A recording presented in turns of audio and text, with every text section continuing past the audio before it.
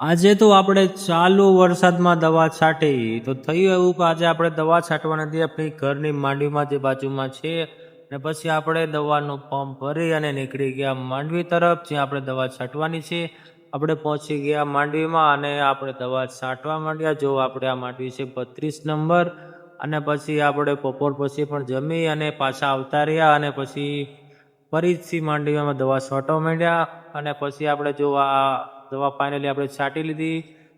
પછી આપણે જવાનું હતું બીજી વાડી જે રોડ કાંઠે છે ત્યાં આપણે પાણીનું ડ્રમ ભરી લીધું ટ્રેક્ટરમાં અને આપણે ત્યાંથી નીકળી ગયા. પછી ફાઇનલી આપણે પહોંચી ગયા વાડી અને અહીંયા પણ દવાના પંપ ભરી લીધા. જો આપણે પંપ ભરી છીએ અને પછી આપણે દવા છાંટવા માંડ્યા.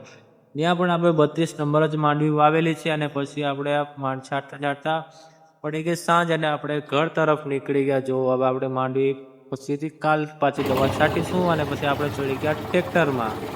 જો આ ટ્રેક્ટર જાય છે અને તમે જોઈ શકો છો આ અમારા ઘરની બાજુમાં જે રોડ છે ત્યાં આ છે એનો નજારો સાંજનો તો બહુ સરસ છે અને આપણે પહોંચી ગયા ઘર.